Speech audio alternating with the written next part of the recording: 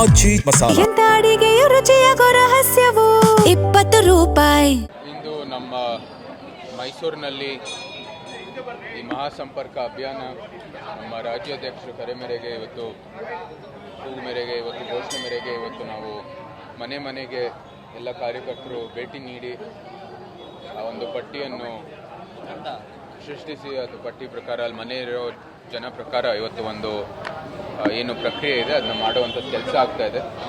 ಇದು SIR ಅಲ್ಲಿ ನಮ್ಮದೇ ಆದಂಥ ಒಂದು ಪ್ರಕ್ರಿಯೆಯಲ್ಲಿ ನಾವು ಕೂಡ ಒಂದು ಪರಿಶೀಲನೆ ನಡೆಸೋ ದೃಷ್ಟಿಯಲ್ಲಿ ಈ ಕೆಲಸವನ್ನು ಮಾಡ್ತಾ ಇದ್ದೀವಿ.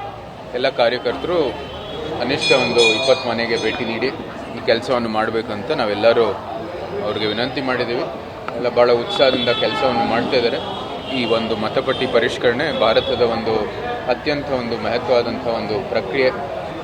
ನಮ್ಮ ಮತದಾರರ ಒಂದು ಅಧಿಕೃತ ಪಟ್ಟಿಯನ್ನು ಸೃಷ್ಟಿಸಲು ಮತ್ತು ಇಲ್ಲಿ ಕರ್ನಾಟಕದಲ್ಲಿ ಯಾರು ಮತದ ಒಂದು ಹಕ್ಕಿದೆ ಬರೀ ಅವ್ರಿಗೆ ಆ ಮತವನ್ನು ಕೊಡಬೇಕು ಅಂತ ಈ ಒಂದು ಗುರಿ ಇಟ್ಕೊಂಡು ಕೆಲಸವನ್ನು ಮಾಡ್ತಾ ಇರೋದು. ಅದ್ರ ಜೊತೆಗೆ ನಮ್ಮ ಕಾರ್ಯಕರ್ತರು ಇಷ್ಟೊಂದು ಉತ್ಸಾಹದಿಂದ ಪ್ರಾಮಾಣಿಕತೆಯಿಂದ ಕೆಲಸವನ್ನು ಮಾಡ್ತಾ ಇರೋದು ನಮ್ಮೆಲ್ಲರಿಗೂ ಕೂಡ ಭಾಳನೇ ಒಂದು ದೊಡ್ಡ ಪ್ರೇರಣೆ. ನಡೀತಾ ಇದೆ.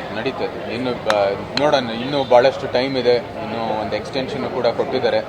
ಜೊತೆಗೆ ಇಲ್ಲಿ ಬರೀ ಇಲ್ಲಿಗೆ ಮುಗಿಯೋದಲ್ಲ, ಇದು ಅಧಿಕೃತ ಒಂದು ಪಟ್ಟಿ ಅದನ್ನ ಪ್ರಕಟಿಸೋ ಮುಂಚೆನೇ ಭಾಳಷ್ಟು ಇನ್ನೂ ಕೆಲಸಗಳು ನಡಿಬೇಕಾಗಿದೆ. ಅಬ್ಜೆಕ್ಷನ್ಸ್ ಎಲ್ಲ ಫೈಲ್ ಮಾಡಬೇಕಾಗಿದೆ. ನಾವು ನೋಡೋಣ, ಇನ್ನೂ ಭಾಳಷ್ಟು ಕೆಲಸ ಇದೆ ಮಾಡೋದು. ಅದು ಇನ್ನೂ ಅದು ವಾಸ್ತವ. ಅದು ನಮ್ದೇನು ಸರಿ ಹೋಗೋದು ಭಾಳ ಕಷ್ಟ. ನಾವಾಗಲೇ ಮನವಿ ಮಾಡಿದ್ದೀವಿ ಅಬ್ಸರ್ವರು ಅಥವಾ ಯಾರಾದರೂ ಕಳಿಸೋದಕ್ಕೆ. ಆದರೆ ಅಬ್ಜೆಕ್ಷನ್ ಫೇಸಲ್ಲೂ ಕೂಡ ನಮಗೂ ಭಾಳಷ್ಟು ಹೇಳೋದಕ್ಕಿದೆ. ಸೊ ನಾವು ನಮ್ಮ ಹೋರಾಟ ಮುಂದುವರಿತೀವಿ ಈ ಒಂದು ವಿಚಾರ ಕುರಿತು.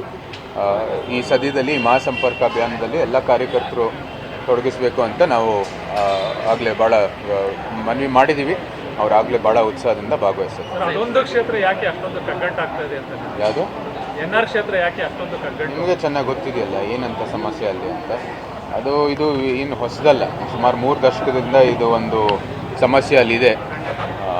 ಈಗಂತೂ ನಮಗೆ ಭಾಳಷ್ಟು ಅನುಮಾನ ಇದೆ. ಅಲ್ಲಿ ನಮಗೆ ಅಕ್ರಮವಾಗಿ ವಲಸಿಗರು ಏನಿದ್ದಾರೋ ಇಲ್ವೋ ಅಂತ ಭಾಳಷ್ಟು ದೂರುಗಳು ಬರ್ತಾ ಇದ್ದಾವೆ.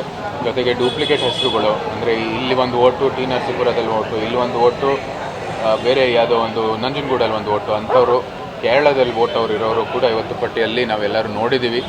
ಎಲ್ಲ ಆಕ್ಷೇಪಗಳನ್ನು ವ್ಯಕ್ತ ಮಾಡಿದ್ದೀವಿ. ಆ ಪ್ರಕ್ರಿಯೆ ನಡೀತಾ ಇದೆ. ಇವತ್ತು ಅಧಿಕಾರಿಗಳು ಕೂಡ ಒಂದು ರೀತಿ ಪ್ರಾಮಾಣಿಕವಾಗಿ ಕೆಲಸ ಮಾಡ್ತಾ ಇದ್ದಾರೆ ಅಂತ ಎಲ್ಲರಿಗೂ ಕೂಡ ಒಂದು ರೀತಿ ಅನಿಸ್ತಾ ಇದೆ. ಸೊ ಅದಕ್ಕಾಗಿ ನೋಡೋಣ ಯಾವ ರೀತಿ